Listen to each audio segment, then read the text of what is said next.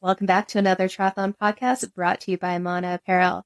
As always, we're going to have some fun breaking down everything that's going on in triathlon with a bit of a shocking development, we'll say, over the last little while that has set off a flurry of memes. It has been, well, we'll say interesting. I'm sure we'll have lots to talk about when it comes to the recent doping allegations. We'll definitely dive into that further. But first, we're going to catch up with the crew, see how everyone's doing with the training. I'm joined by Josh and Fede, and let's jump in with Fede. How's the training going these days? Yeah. Hey, guys. Training's going good. Not being swimming a lot. That's, I said it. So that's why it's good. Yeah, that's why it's good. I don't smell like chlorine all the time, which is fun. No, but bike training's going good. Doing a bit of an endurance block right now, getting those pace miles in. And I enjoy this type of work because to me, it's the foundation for everything. So the better my baseline is, the more I can sprinkle in intensity when it really matters. So taking it, one day at a time, gradually building up. So yeah, it's going good. Enjoying training. Been doing a lot of runs by feel. Like I do have my heart rate strap, but I purposefully don't look at my watch heart rate, just running with perceived exertion, see if what I feel matches the data. So it's been a cool, couple of weeks doing that. And now that intensity is low, I can really do that because I know I'm not overdoing and I'm one of those guys who really enjoys running slow. So I really don't care. I think my heart rate is right where it needs to be right now. That's excellent. Yeah, setting that foundation, the further you dig down, the higher up you can go with that intensity and everything afterwards. And are you seeing a drop in your pace in relation to that heart rate the more you're doing kind of that zone 2 training? Not really, because, altitude. But what I would say is that for my longer runs, I can see that the heart rate stays lower for longer. So that's a good indicator for me. It's not necessarily that my bit stream, drop a lot because, like I said, altitude, but where I could, when I did my long runs before, and let's say it was like a 90-minute long run, I could see my heart rate drift a couple of bits higher. And now it's staying flatter for the majority of the long run, which is a good indicator of adaptation. Yeah, definitely. Well, what do you have? What's up next on your calendar, actually? So right now it's a bit tricky. I mean, I'm signed up for 70.3 Hawaii, and I was considering doing 70.3 St. George, but when I decided I really wanted to do it, jumped on the website and it was sold out. So like instantly this year. Yeah. So no 70.3 St. George for me. So it looks like my start of the season would be 70.3 Hawaii at the end of May. So, yeah. That'll be awesome. Yeah, that race looked like a lot of fun. Yeah, I love that race. It was my first ever 70.3, so I try to go back as many times as possible. Nice. How about you, Josh? What's going on in your world? 20-hour weeks are hard. You're living the pro life. It's been pretty fun, pretty interesting. I also apologize to anyone who's a new listener and thinks we're going to have Mark Matthews on every week. We don't, but it was a great episode last week. So thanks for joining and listen. We'll have some more interviews definitely going forward the rest of the year. But yeah, it's I did miss a couple workouts early in the week last week. So I was on tap for a 23-hour week, ended up just about 20 hours. And I look back, I think I did 80 in the month of February, which on a short, so pretty much 20 hours a week. And that's been the case ever since Puerto Rico. I had one down week at 14, 15, which is still crazy. That's still above what I was doing last year. And it's been really, really fun. This Sunday, I felt a little tired, but I was done my workout early enough that I recovered by doing by the time I had to do a big workout yesterday. So I've been doing like 2 days a week. Have been actual full tries, like swim, bike, run workouts. So that's been on the on tap, and the body's been handling it just because the easy workouts have been easy. And I think last night for me, I've been spending most of my rides aerobically around 170 watts. And last night, knowing with the volume up even more, I spun for an hour and a half at 150 watts and just took it easy. And I had a harder run pace-wise off of that. and really focused on the effort being ready for that one. And it came up and was able to hit 6 miles at a pretty good pace for me, with the heart rate not drifting so much and just staying steady. So certainly noticed that, getting the long runs up there, because I've got Boston 2 weeks after Oceanside. So it's now up to this weekend. I'm looking ahead and I'm up to 14 miles. I actually might get to that 18, 20 mile long run, even though I'm still training for 70.3 Oceanside. So I'm really looking forward to it, because I think like when we pull the rug out on a taper, my body's going to be pretty damn ready to race, and I'm really looking forward to that. So it's been a lot of fun, and I'm enjoying the working out, and that's the most important part. And getting a workout done, I want to scream and yell, and that adrenaline's there, the energy's there, and that's a good sign to me that I'm not overtraining and the body's recovering. So heart rate's reacting the way it should, and that's important. Fat max burning's been huge as part of all of this. Like we were talking off air before, that's going to be a big thing for me on race day. I will carb heavy for the race, but I've been lowering down the amount of carb intake appropriately based on the workout needs and intensity. So that's been a huge help for me. And I'm just staying healthy and enjoying it and having fun. And I think a lot of it's due to the amount of strength training I've been doing too. A lot of focus on the posterior chain, which us triathletes need a lot of. So if you're not doing any posterior chain workout, you need to get on that butt, that calf, and hamstrings, and keep them happy and keep them strong. And then the core. The amount of swimming I'm doing for me is, I think yesterday I did 3,700 yards.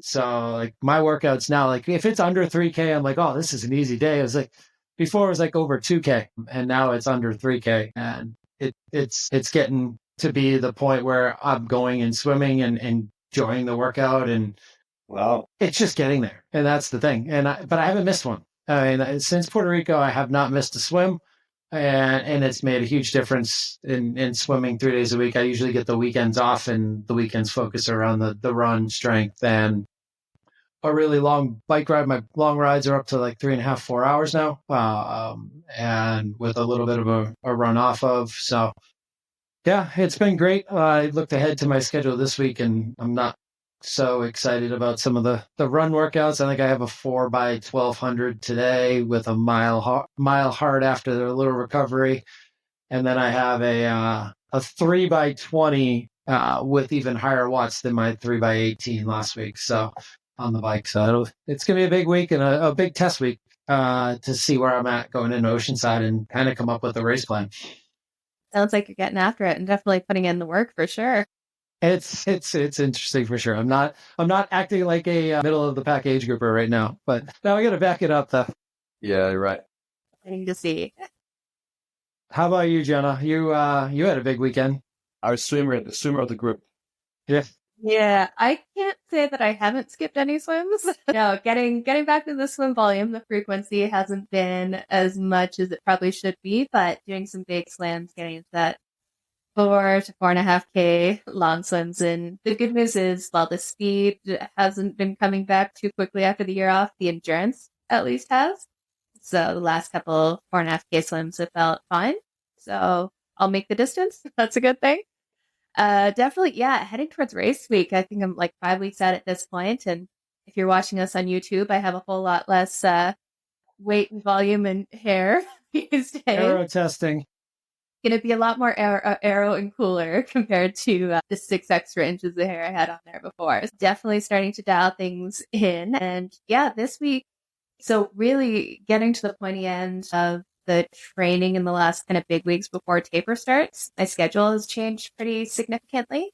So now I'm almost working on a 6-day training week where it's been 2 days easy, 1 day very hard, 2 days easy, 1 day very hard. So really trying to dial it in and get into the very race specific work and making sure there's enough recovery around it. So that's brought volume down a little bit, but the hard days are hard. We'll say that. But no, just had a great kind of test weekend where Sunday I did a 5-hour bike ride with 3 by 1 hour at 70.3 watts just to make it balance out a little bit better. And then an hour off the bike at 20 to 30 seconds faster than race pace to see how the body and stomach felt on there. I had to do that on a rolling course, which always makes it more fun. But it was a really good chance to test out nutrition, see how the legs felt. And really with Ironman, it's such a zone 2 effort. Like if you're doing very well, high zone 2, if you're a pro, low zone 3 kind of thing. So I could just ride 5 hours at that zone 2 kind of effort, but adding She's a little Jenna. bit. She's not going to take it easy on the bike. Got a few people to catch after that swim. Time to make up, typically. We'll see. Yeah, that zone 3 just adds a little bit more intensity, which kind of makes it feel a little bit more realistic on the run, having a little bit more tired legs, because, yeah, it's just a little bit of a different feeling. But everything went good. Ended up averaging the last couple of race breaks around 90-ish carbs an hour on the bike. Okay. And I've been using, Morton the last little while. I thought it was all hype for the longest time, all the Morton stuff. But we had a mono training camp in Costa Rica last year where I actually tried it out and running in crazy hot weather, just taking a ton of nutrition without any issues. So it's not the cheapest thing in the world. So most of my training, I'm still using the maltodextrin tub that's like $20 for a 5-pound tub of it. But for the race nutrition or the race practice days, that's when I'll break out the Morton and see basically how much I can take in and still feel good running. Have you used the bicarb before? Or no, I haven't. I used it. I used it ahead of Chicago last year, and then on race morning and for Chicago, I did use it. I believe it made a difference because I know I was pretty close to threshold for me that day, and I think it held me back and helped the muscles for sure. Yeah. Especially if you double down on the bicarb, like if you do the Morton bicarb, like taking it, and then do the AMP human and the AMP bicarb, and then you're all bicarbed. It helps, especially I do it before a triathlon because I want to get through the swim as quickly as possible without dying, and that's what I do. It helps with the burning sensation on my shoulders, especially when it's like a wetsuit swim. And Mexico, we're not swimming in wetsuits all the time, so it helps with that and the nerves. But I wanted to ask Jenna, or I think you mentioned it. A lot of people, there's a big myth that most people think that Ironman training is long, slow, steady hours all the time. Could you please, explain why doing intensity is important? Because I think there's a big misconception that Ironman training should be slow and easy, and it's anything but that. Yeah, definitely. And especially if you're looking at the whole of the Ironman training, really, ideally, you'll have the time to go through a full periodized plan. So the farther out from race day, the more intense it's going to be. That's when you're getting to that VO2 and then transitioning to more threshold. And the closer you get to race day, the more kind of race specific it gets with the actual training. But with especially age group athletes, most of us don't have the time to put in the volume required to keep getting enough training stress to keep adapting and keep improving to the training load. Sure, if you have 50 hours a week to train, then you can probably do it. But with age group triathletes especially, we need to balance out some of that training stress with intensity to make sure that you're still getting an appropriate dose to keep adapting to that workload is one part of it. But two, like anything, race pace, you want to go a little bit harder than that to really make sure the muscles, the tendons, everything is really resistant to that increased intensity. So that race day, that'll feel a lot easier. At the same time, you'll be a lot more resilient to it instead of just kind of cruising at zone 2 the entire time. What you have to think about race day 2 is you're going into race day rested. So ideally, you're going to be going a little bit faster than what you're doing with that kind of base aerobic foundation training when you're doing zone 2 very fatigued with 20-hour training weeks.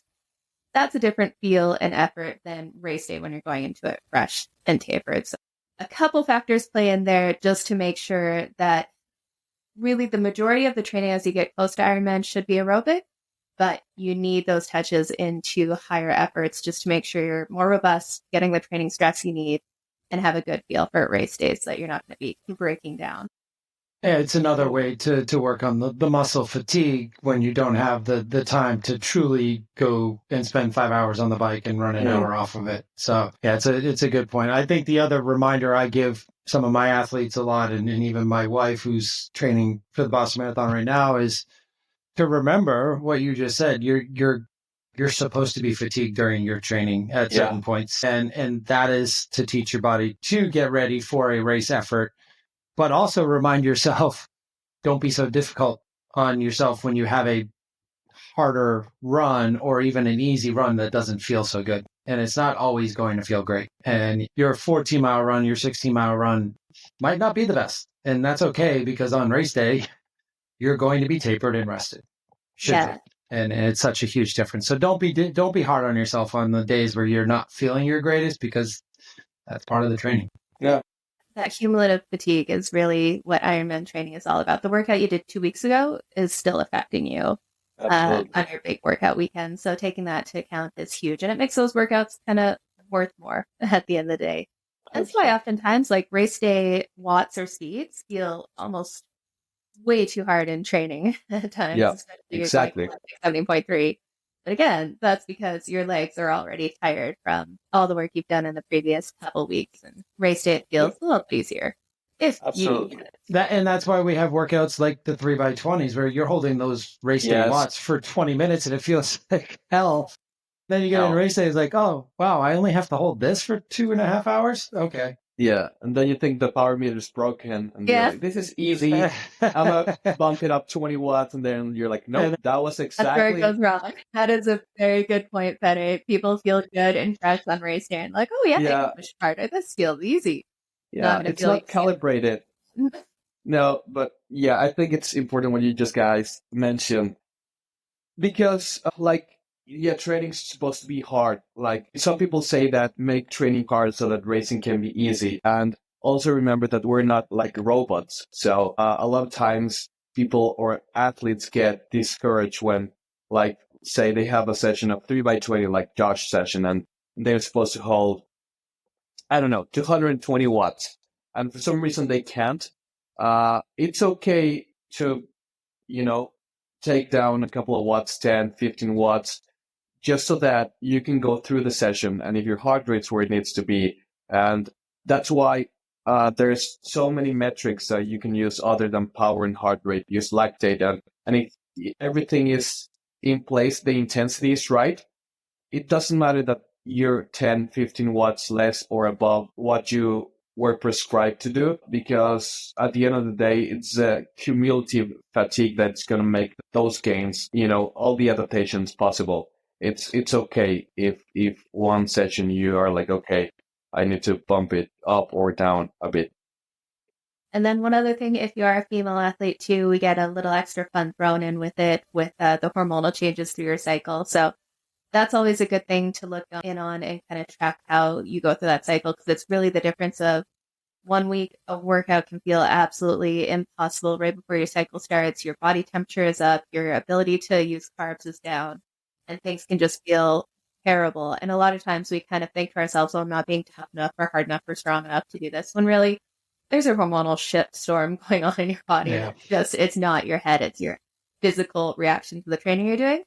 And then a week later, after it starts, when your testosterone is higher, you can use carbs, body temp is lower, that workout might feel absolutely easy. So I always recommend female athletes to track their cycles so that they know when those times are coming, so that they can adjust their training to accommodate that, so that you're not just beating yourself into the ground on days where it's not optimal to go to those higher intensities. So yeah, it's everything that we do. It's all about the trends and understanding your own personal trends. And like Faye said, like a heart rate one day, okay, great. That doesn't mean anything to me. But my heart rate over a 5-week period, I can understand what it's supposed to do with certain efforts. And like Jenna said, when it gets to tracking your monthly cycle, then that's going to impact how you train and prepare or hydrate or eat, and for certain sessions that maybe you wouldn't normally do on other weeks. So yeah, that's a huge impact as well. And I think it's if you are trying to improve as a age group triathlete, then that is something you just want to simply add to your resume, understanding your metrics.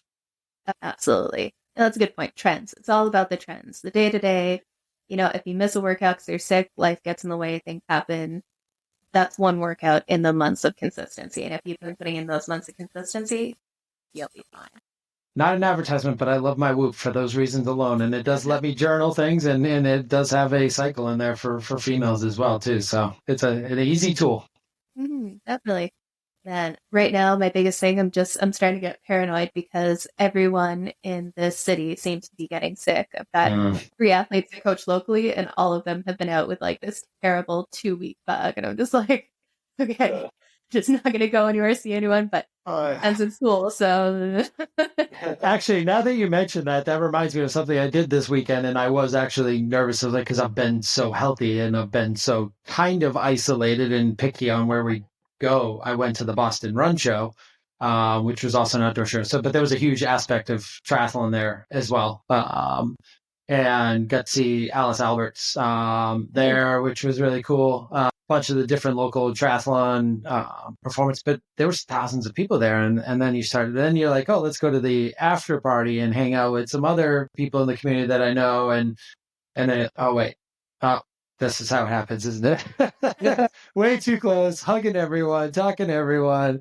We're a few days clear now, and I'm still feeling okay. So I think we might have got lucky. But it is that type of stuff you have to worry about as you get closer to race day. And and it's always this time of the year where it's about to be spring. It seems like this is where everybody gets sick, like right before spring. So and we're a little more susceptible to it just because of the volume of training you're probably doing right now too, right? So the immune system is a little bit more taxed. I feel bad when my teammates asked if I wanted to share accommodations and stuff over in Taiwan, and I was just like, everyone traveling from different parts of the world on airplanes for long times, I'm just gonna reduce the risk of catching stuff and just stay by myself. My own nothing against anyone, just I love you, but I just want to stay away from people as much as possible. I love you, but go away. Yes. Yeah. Awesome.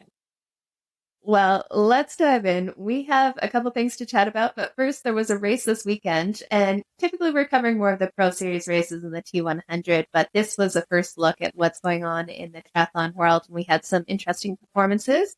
So we're going to dive in. Fede, what happened this weekend? Yeah, we had Ironman New Zealand, which, fun fact, other than Kona, is the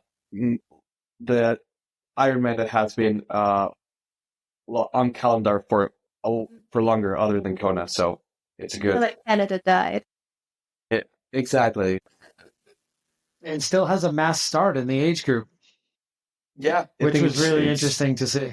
It's the only one, which is awesome. Like if you've never done a mass start, like if you got into triathlon post-COVID and you're used to those rolling starts, and if you want to do a mass start, I would highly recommend going down to Ironman New Zealand because it's awesome. That rush of a lot of people starting at the same time and fighting for position in a way, it's amazing that it turns out into a boxing match for the first couple 100 meters. Well, I like it. But then you could still be one of those people that's like still trying to get from the beach to the start as people are already like at the first buoy. So yeah, 100%. You can still roll yourself out there. You can still roll yourself out there. That's for sure. So that's just getting kicked in the face. Like, I'm just not a fan. Yeah. I think it's a good way for me, not being a great swimmer, to take my mind off of the swim for a little bit and just there you go. Yeah, exactly. But anyways, Ironman New Zealand in Taupo. We had a big start list, especially on the men's side. We had, the likes of Joe Skipper, Tim Van Berkel, Mike Phillips, Jack Moody, a lot of locals, Ben Hamilton, and it was a very, very good race.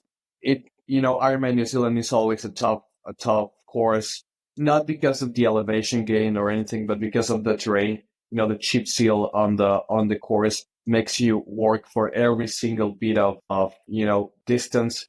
It seems like you have to grind all day long, pedal hard on the downhills because it's not like a super fast surface, like, some roads that asphalt is pristine that you can just feel like you're zooming. Here you need to work super hard because and also the vibrations. You feel every single bump on the road. So if you're having a bad day, it could go really bad real quick on this course.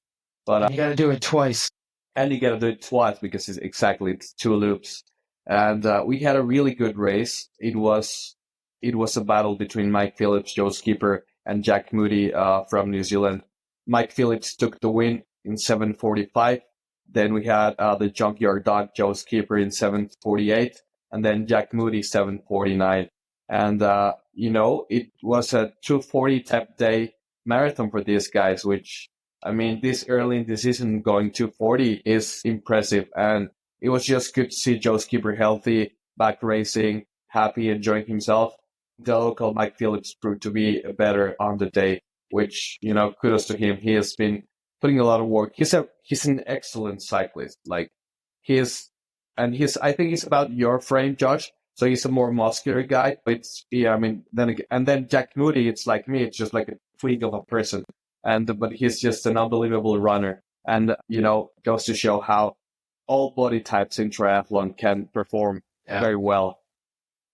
And Mike had a good swim, I think he set the course record on the bike. And then Skipper came in and broke that a couple minutes later because Skipper was a couple minutes down out of the swim. So he actually had a pretty decent swim. And I think his time in New Zealand with Fenella and training has really helped. And Skipper even dropped a bottle on the second turnaround lap too. So he he actually stopped and went back and grabbed that bottle because it was his nutrition. So that pushed him a little bit harder on the run, but I don't think Jack Moody had the run he was hoping for, but Skipper was having the day he was hoping for and was able to catch him on that final K. But Mike Phillips was in a different world on that day, and he broke the Skipper's old course record by 8.5 minutes, something like that. I mean, it was pretty impressive for those guys to throw those 740s and 745s that early in the season. Yeah, like just for context, 70.3 Worlds this past December. Some of the top age groupers were riding like in the 215 bike splits, and Joe Skipper's bike split was 410. Mike Phillips' bike split was 412, and then Jack Moody rode a 413, which, I mean, he is not known for being a great he's an excellent cyclist, but to be that tiny bit off Joe's and Mike Phillips' time speaks amazing about how he has been making incredible leaps on his biking. And like I said, he's not a super stocky, muscular guy, so he has been putting a lot of work into his aerodynamics and being smart on his training. And I think that took a toll on his running because out of the 3, 9 times out of 10, I'll put my money into Jack if it was like a running race. But I think the powerhouse on the bike took a toll on his legs, and that's why he couldn't run away from everyone. Yeah, and it was impressive to see that 410 from Joe Skipper. Like Josh mentioned, he dropped a bottle, stopped, turned around, got his bottle, back on the bike. Like, that's a fair bit of time losing that momentum and having to get rolling again in there. So it was great to see Joe have a good day. Like last year, he definitely underperformed, he'll say himself. So it's great to see him back, and curious to see how it goes going into the Pro Series, because that's an extra Ironman that isn't in the Pro Series calendar. So he'll still have to do 3 Ironmans on top of that to maximize his points. 100%. Absolutely. Yeah. But we'll see him at Nice, and 747 is nothing to squawk at when it doesn't matter who's in the field. I mean, second place, 10th place, 747, and it was good to see Big Boy up having a fun day, because he was really in a bad mental space too, it seemed like, towards the end of last year, and didn't know what was going on. So good to see him back and happy and joking around like he normally does and beer miling it up. Yeah, it was fun. It was awesome to see.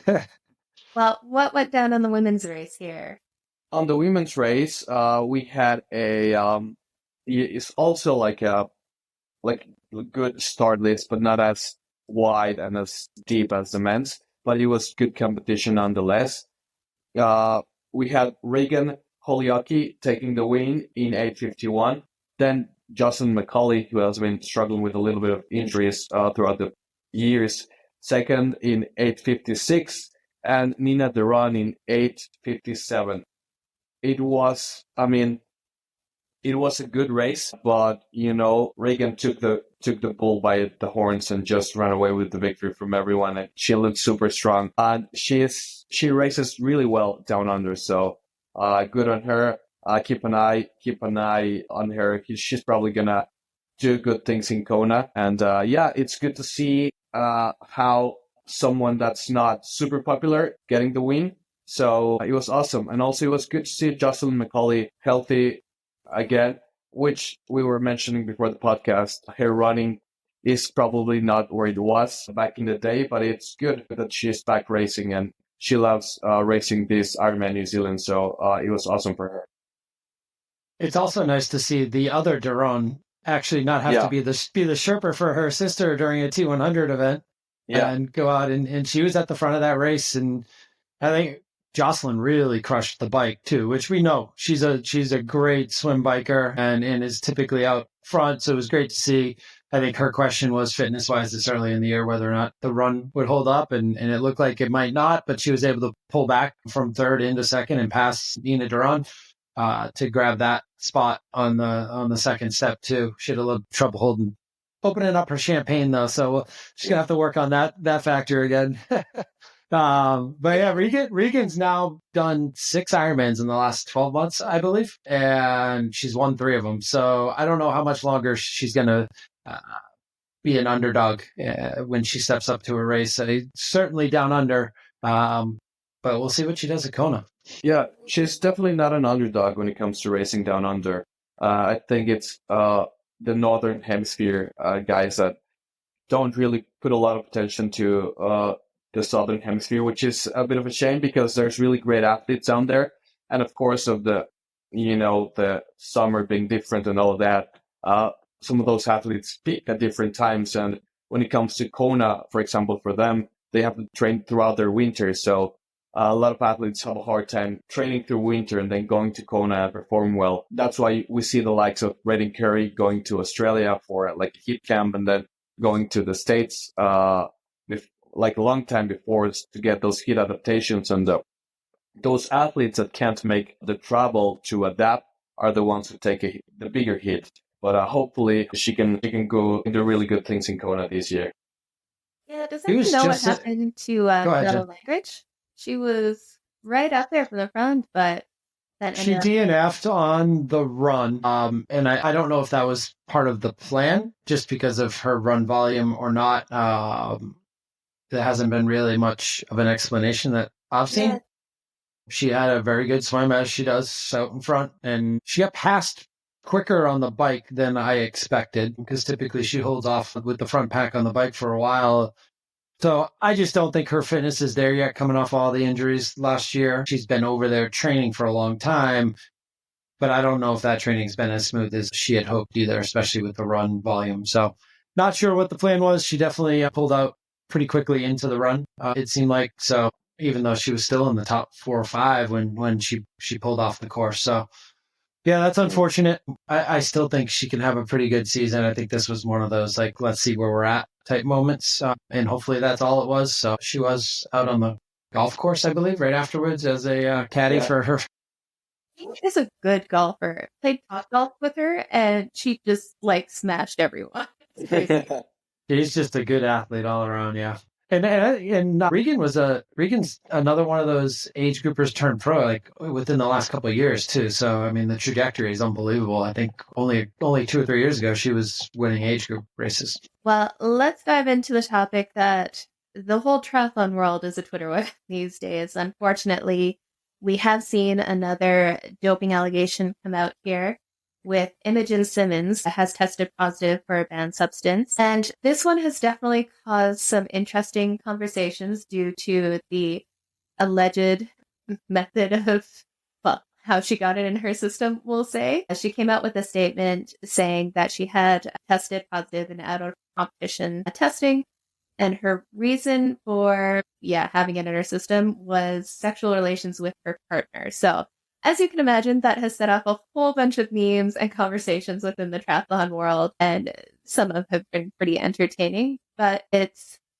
good and bad to see a doping bust come out here. On the one hand, it sucks to see that potentially there is fire where there is smoke, and she may be guilty of this doping violation and have taken banned substances.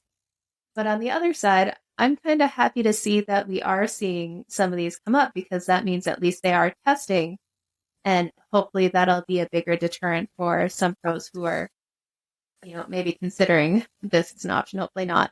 That we're actually getting some positive tests means that the testing is happening and that it is working. But it is just all around sad to see. And I know a lot of people really like Imogen Simmonds, and she has a very good reputation within the sport. So it's almost harder to see it come up with athletes that are really personable and people like and know. What are your guys' thoughts on this? It's been done before. The exact same thing that she's saying she did or happened to her. It's happened at the Olympic level.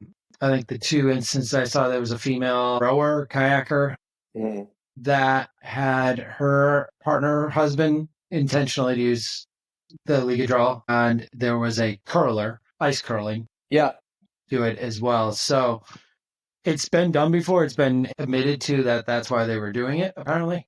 So that's the I don't know side of me. The other side is we all kind of have our belief in who Imogen Simmonds is and the crowd that she runs with and the people that she hangs out with and trains with. And it's hard to understand why she would do something like that intentionally. So there's definitely precedent, unfortunately, but it's also all of those athletes also got.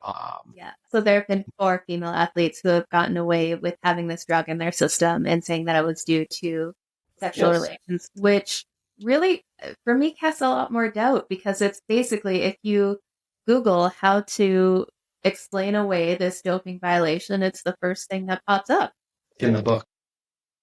So that really, I don't know. Yeah, I would have to. I mean, I guess we'd have to. Well, I have to stay on her side until she's proven guilty. But that does not mean that I fully believe the story. Or, it's complicated. It's a bit gray area. Like Josh said, it's been done before, and it just raises more questions than answers. So I don't know. I mean, it's the whole situation is a bit tricky. It's definitely, yes, I think she's gonna get away with it in a way, just because it has people that have done that have been getting away with the thing. But I don't know. I think it's tricky. I think it's definitely a gray area when it comes to this whole doping situation. If she does get away with it, how do you think the rest of her competition and friends are going to react when she returns to racing? To me, that's the part that no matter what happens, it's not going to be the same. And she's not going to be hanging out. I don't think Mark Matthews is going to be hanging out with her boyfriend much as he was previously. And maybe I'm wrong, but I just think it was there. There were trace amounts of it, no matter what. We all know that was a fact, that it was definitely in her system. And how it got there, why it got there, is the part that we may never know. But it was there, and it'll be hard for, I would, as an athlete myself, I would have a hard time lining up next to somebody who had tested. Yeah. And there's a couple other interesting factors with this case too. Is one, so the allegation was that her boyfriend was taking a banned substance in their household and using this regularly. So first off, that questions kind of, do you know your partner is doing that? Are you okay with your partner doing that? Which is not a good thing to start. But 2, when you're associated as a close support person of an Ironman athlete, you're actually, according to Ironman, you're under the same rules. Now, they can enforce them in the same way, but regularly they get emails to their support people saying, basically, you have to follow the rules as well because you are a close associate with this athlete, which includes not violating the WADA doping regulations. It's really sketchy that someone so close to her was using that. I know if she didn't know, that would be a hard one to forgive from your partner, to find out that they are taking that banned substance. Yeah. Another thing was with some of her support was that she took hair strand testing to see if it was actually in her hair or not.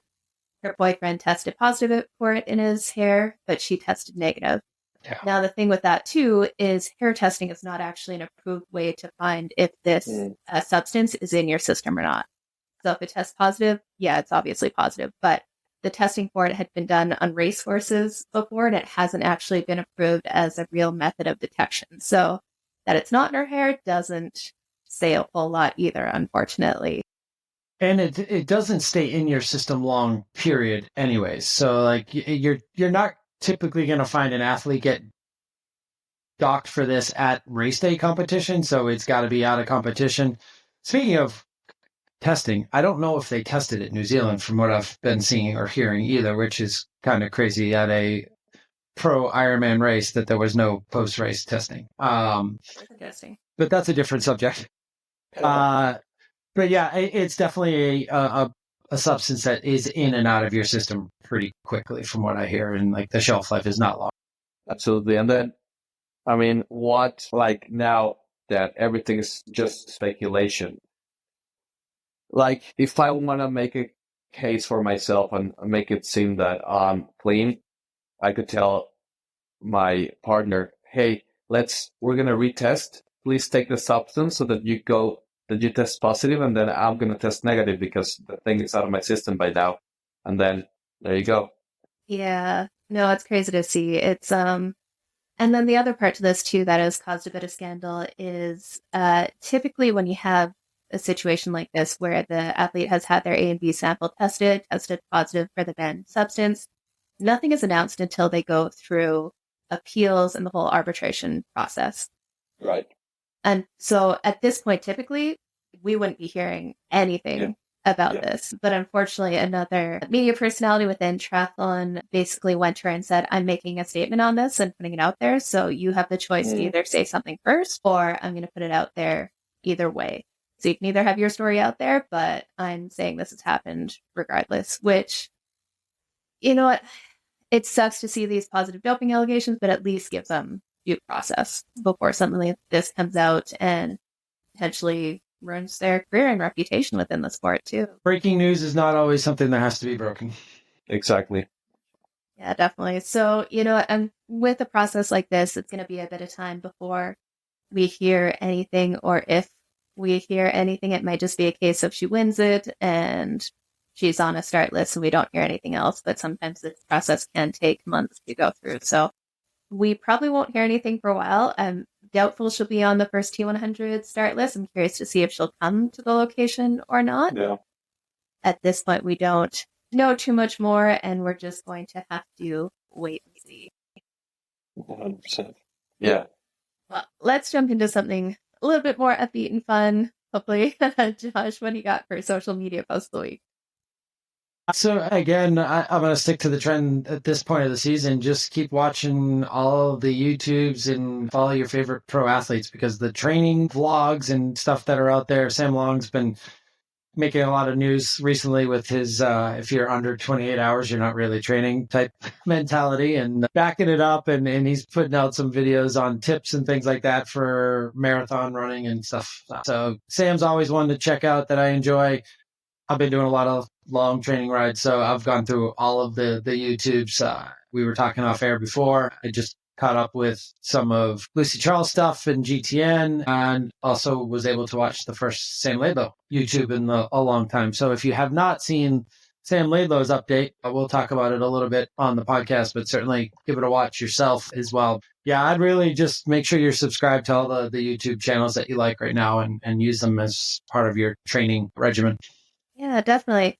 Well, let's roll into some of the triathlon tea. You mentioned about Sam Laidlow, and something that you brought up off the air before we started chatting was it sounds like he might have a season-changing development. Let us know, what was he saying in that YouTube video?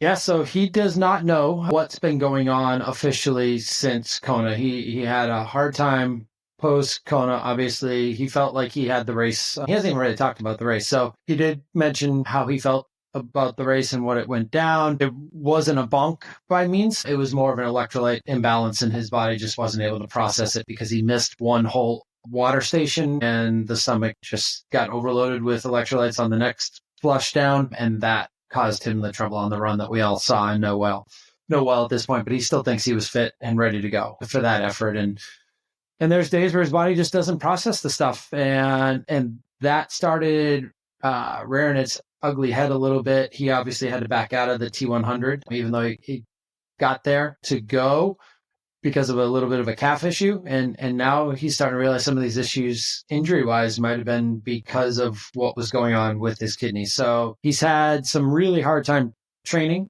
He's had a few good weeks and then started getting tired pretty easily, way easier than you would expect Sam Laidlow to get. And like 20, 30 minutes into a workout and have to stop. That started happening every few days, and then it started getting more frequent, and he went to get tested, found out he had some kind of an infection that was kind of probably blocking the results. So once the infection cleared, which just happened within the last week or so, it sounds like, he was able to then go and get the testing done that he needs to get done to figure out what's actually going on. So this isn't something that like he's even has an answer for. I think he even mentioned like, I wish I just had a fracture or something. I knew like this is the time frame. So right now, Sam Laidlow does not know when he's going to be able to show up and race again. And I mean, to the point where he was even talking about, I just want to be ready for Kona next year. He's like, if I have to miss Nice, that's okay. I've been there, done that, won that. Kona's his baby at this point, and his health is first and foremost.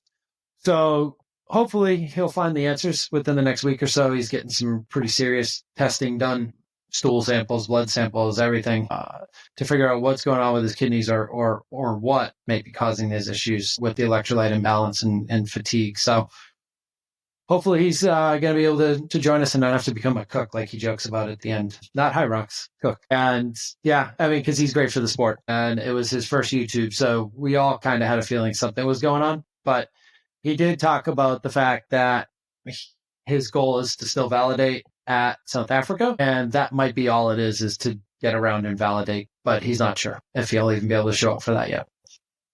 Yeah, that's unfortunate to hear. We're definitely seeing this trend of how important health is. Like, you see some of these crazy training weeks in and out, and if you're not healthy and dealing with some of these underlying issues, then you can't do anything crazy in triathlon. It just takes too much on your body. We saw kind of the same thing you were mentioning with Lucy Charles' video as well. She was dealing with injury and trying to figure out how to work with having celiac disease with some of the nutrition and training side of things and the effects that can have on your body too. Yeah, she talked to the episode with GTN that she did was a training day. They did swim and a bike, no run stuff, but swim, bike, and Reese was there with Lucy as well. And it was a really cool episode, but they dove into how celiac's impacted her and what it's meant going forward and how she fuels herself.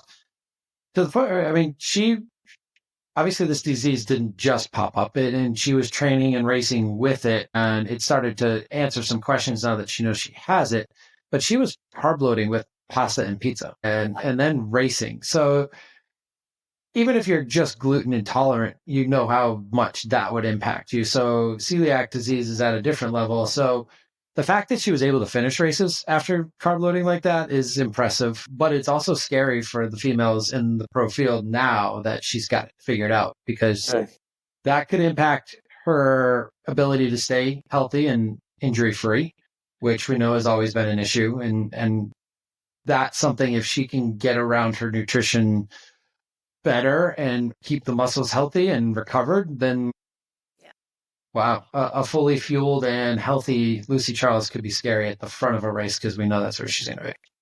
Yeah, absolutely. Well, and that rolls us into, unfortunately, another video on health issues going forward.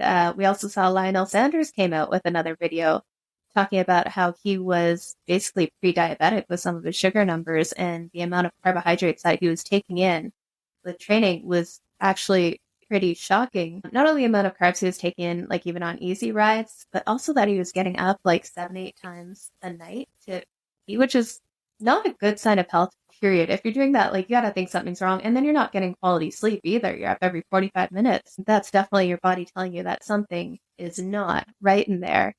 One thing he did say, though, is he doesn't believe it's possible for a triathlete almost not to be pre-diabetic or kind of get those sugar levels, which I don't think is the case. I think most athletes have a little bit more balanced nutrition, we'll say, kind of at that top end especially. Sometimes shocking to hear the amount of sugar and things that he's eating throughout the day. You would just assume that's not great. much as we There's a all lot of know. carb options out there that aren't as sugar heavy as what you would take in a gel per se. So, and there's ways to carb load without sugar. It is a huge factor, definitely on the hotter efforts and race day. But if that's all you're using it for, you're probably not going to show pre-diabetic and get up in P 8 times during the night. Yeah, and a lot of that, we had kind of the conversation beforehand, and what's always been my philosophy is kind of train lower, race high. So keep the 90, 100, 120 grams of carbs for race-specific workouts, high intensity, and race day. Yeah, I Outside agree. of that, keep it a little bit more balanced. And save your wallet. Exactly. I was going to say, probably a lot of companies don't want to hear this, but once you train your gut to tolerate, 90 to 100, 110 grams per hour, you don't need to constantly do that, like day in and day out. Maybe save those high carb intake days for like the super long, high intensity days and for race day, of course. But like Jenna said, and like Joshua was mentioning, you don't need to go all in on the carbs all the time, because once it's not very bueno for your overall health. And then again, it saves a lot of money because those gels are not the most cheap things in the world. So yeah, it should be common sense by now that, hey, if you abuse anything, no matter what it is, it's probably not good for your system.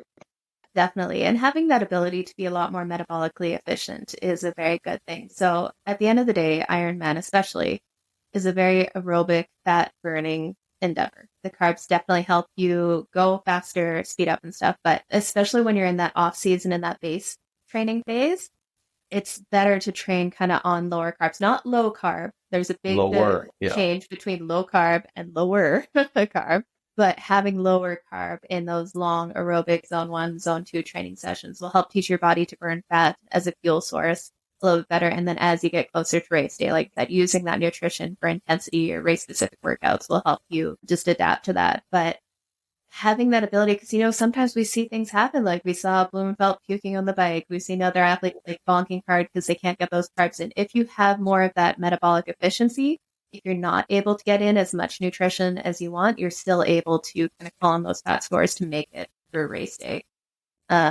So just like I said, earlier in the season, work on a little bit more of that metabolic efficiency. If you're doing an easy spin, you don't need 100 grams of carbs per hour. I promise you. Look at more healthy fuel sources and getting out good fats and protein. And I'm not a nutritionist, but I do know enough about my own body to realize if I've got an hour and a half bike ride or two and a half hour, not very long type level, I can almost eat enough carbs prior to a bike workout, right? You're not going, and if a run's different, right? You're going to have to fuel a little differently and load for it a little differently and continue to, but if you're doing an easy spin, the heart rate's going to be lower than your run anyways, for the most part. And you're sitting stationary on a bike and your stomach's going to be able to handle it better, which is why on a race day, you're going to take in as many carbs as possible during the bike portion because your stomach can handle it. So the same thing goes. A pre-bike workout, I'll have more food, solid food before I actually get on too. And then that reduces the amount I need in gel forms, sugar form on the bike. Yeah, and a good way to kind of test that is if you've eaten beforehand, like eaten a meal beforehand, if you can't make it an hour and a half on an aerobic run or bike without bonking or needing gels, that's a good sign that you need to work a little bit more on that metabolic efficiency. You should be able to go at an easy, like an aerobic effort for an hour and a half without needing anything. It should be pulling the fat stores on top of everything else. It's not even burning as many carbs. Exactly. That's exactly it. So yeah, definitely some good discussions there and some good lessons learned. Love Lionel. I love his videos and stuff, but sometimes watching them is the most frustrating thing in the world. You're just like, how is this a discussion now? How does Morton react to that YouTube video? How does the carb world in general? We'll see how that impacts everything. Yeah, definitely. Well, we've had lots to talk about there. We actually put a call out for a few questions from the audience here. So we can get to a couple before we sign off for the week. One question we had from Mirko Menchacha. Comments and experiences training late at night, starting past 8 p.m. versus super early in the morning at 5 a.m. or earlier. So What are your guys' thoughts on training late versus training early? I think I have some ideas on either side, but share with you. You're kind of preaching to the choir on this one. I think the biggest note in my training peaks from my coach every day is, why did you start so late? Why did you start so late? We talked about this. I do know it. I allow the day to impact me more than I should and get up and train early. And I do notice a huge difference on the days I am training earlier. I also have a lot of things going on as I'm working towards a full-time job right now and making sure I'm taking care of things that need to be taken care of because I have a little bit extra time not working full-time right now. So for me, that schedule tends to drift me towards, things come up. I get an email. Like yesterday, I had a bunch of emails come in that I needed to respond to right away before I got on the bike. That all of a sudden took my hour and a half bike out of a window that I had to do it and pushed it to later in the day. So I had swim, bike, run all after 4:30 p.m. yesterday. And that was 4 hours worth of work. So I finished really late last night, and not ideal by any means. My goal is to be done by 8 or 9 at the latest. And I tend to drift into later than that some nights. And it certainly impacts my quality of sleep, but I'm also able to make sure I still get enough sleep. So I am recovering. I am able right now to train 20 hours a week and take a nap here and there if I need to. And I'm not falling into a sleep debt as much as somebody else who has to work at 8 o'clock every morning and has to get up at 6. So like I can adjust that. I got up early this morning, dropped my daughter off at the bus and went back to sleep for an hour and a half and then got up to do the podcast recording. So I'm able to adjust around it. If you can still get your sleep, I think that's what really matters, whatever your schedule may be. I don't think the time of day is going to impact you if you can adjust on the other end. But if you can't, it's certainly going to screw up your circadian rhythm, your recovery, and everything else. That's my belief as somebody who definitely partakes on that later side. Some great insight there. Fed, what do you think on the topic? You're on mute. Oh, you're on mute, Fede. Yeah, there we go. I said that I would have to agree with Josh, and that just to add on that, just look at the demands of the race. Like if you're traveling to a different time zone, or, if there's a big time change between where you live and the race, it's probably a good idea to shift your training towards the hour of the race that you're going to be racing at, just so that you can get your body used to racing at that specific time and doing exercise at that specific time. Other than that, I like to get things on early, not super early, but I like to be done by noon or 11-ish, and then carry on with the rest of my day for work and everything. But yeah, I'm more of a morning person just because of what Josh just mentioned, and I don't want to just, say it again. But yeah, it messes up your sleep. If you train late, then you're wake up super hungry or thirsty, and yeah, it's weird. Well, for me, it's weird to train super late. But I don't know. Well, what do you think, Jenna? Yeah, so actually, when it comes to the question, is the best time to train either 5 a.m. or 8 p.m.? Really, the answer is neither. Ideally, you would be training kind of late morning to early afternoon. That's the time when your body is, from a hormonal and body temperature standpoint, is most optimized to actually get that training and that work in. 5 a.m., you're probably depleted from, not having eaten from dinner, a little bit dehydrated, and the muscles and tendons aren't warmed up. You're very kind of cold and stiff going into it. Where 8 p.m., like Josh had mentioned, kind of thing, that is going to affect the quality of your sleep because basically your hormones are a little bit more out of whack after a workout. Your cortisol is going to be higher, so the sleep quality is going to be less ideal when it comes to that. So midday is the optimal time to train, but most of us, again, that's one of the advantages that the pro athletes have over us age groupers, is most people don't have a schedule that can accommodate that to train at the optimal time of days. Really, it's about doing what you can to, when you can get the training in, make sure that you get the best recovery around it. Like Josh mentioned, he trains later at night, but he also has a lifestyle right now where he can fuel afterwards. He can take a nap during the day where he needs it, and he can still absorb that training load. Where some people might have those early morning workouts, if you make sure you have a little bit more carbs at night the night before, you'll be a little bit better set up to have a training session at 5 a.m. Just make sure you give yourself a good warm up to go through it. So age group triathletes, it's really about getting in the train where you can, mitigate the parts of it that aren't ideal, because hey, this is our hobby. It's not our job. It's not the thing that supports us. So it has to fit into your lifestyle more than anything. But you have to recover. And that's the biggest piece of this too. Like, so for me, I struggle with the balance on a late night workout with how much I eat afterwards. I absolutely get in carbs and protein right away.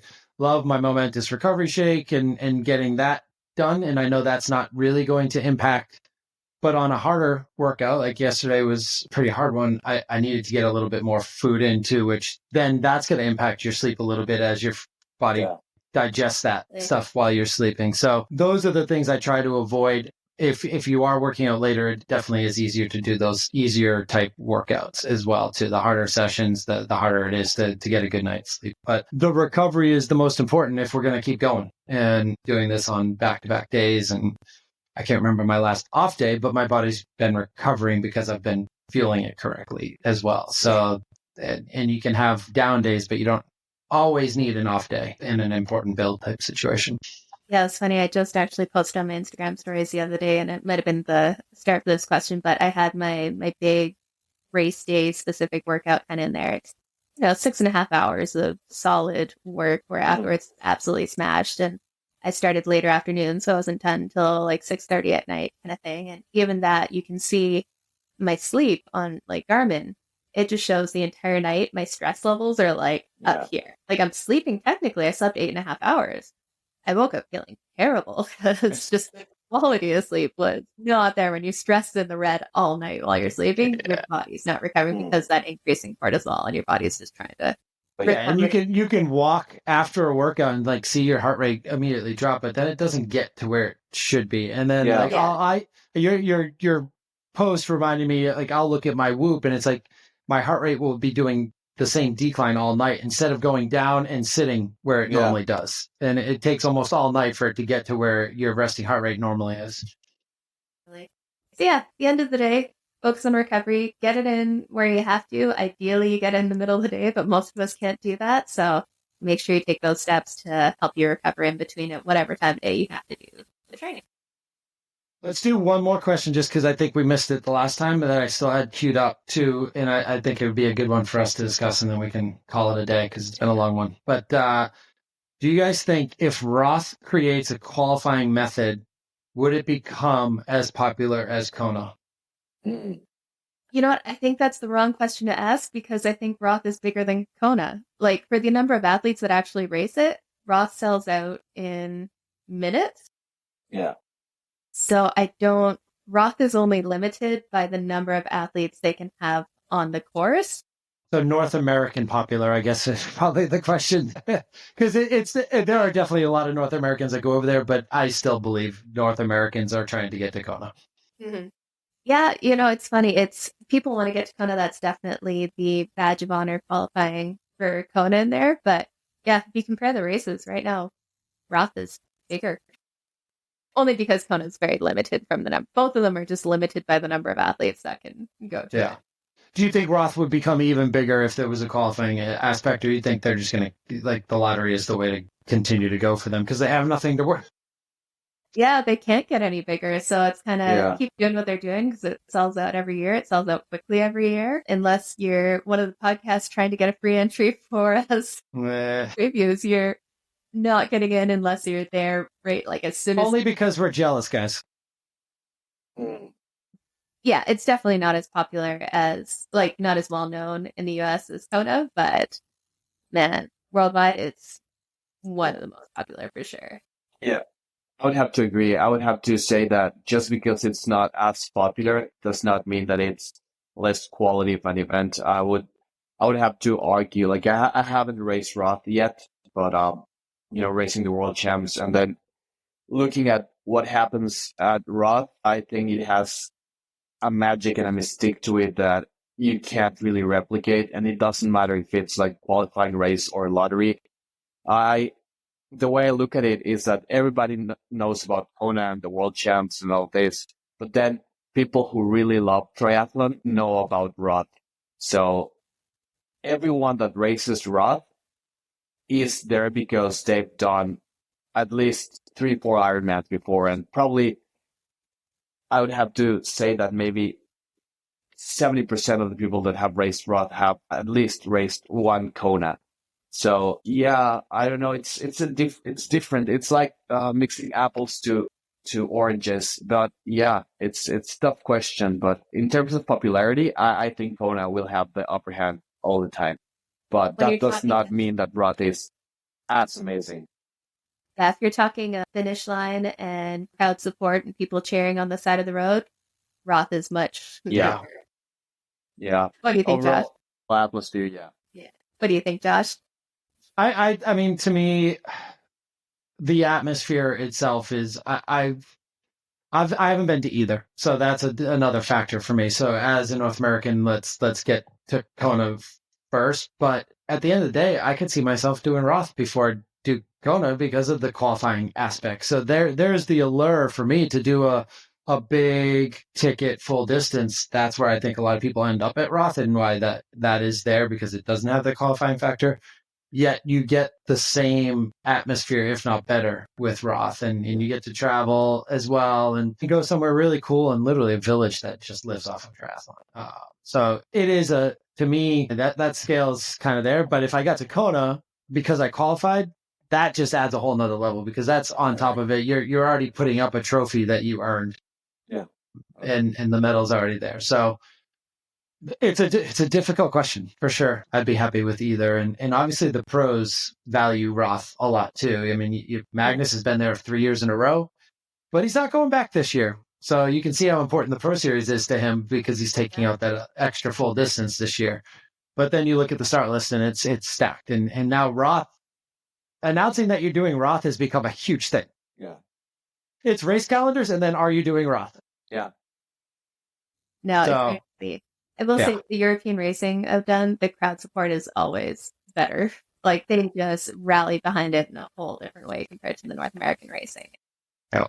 No, and that's our goal, is to help make North American triathlon a bigger sport, and hopefully people like by Super Tri and T100 adding some more age group sessions and opportunities and bigger impacts around it that could do it. So fingers crossed. Absolutely love to see it. Well, I think that'll wrap us up for this week. We've been chatting for a while here. We definitely have some fun stuff coming up as we're going to see this Pro Series start to kick off with 70.3s and Ironmans. We're going to have a lot more racing to talk about. We got the T100 starting in a few weeks as well. We got Oceanside, Texas. It is all kicking off. So we always find stuff to chat about, whether there are race results or not, but we'll definitely be diving more into the pro side of racing over the coming weeks. But thanks again, as always, for joining me, guys. Thanks. You guys. Have a good one, guys. You too.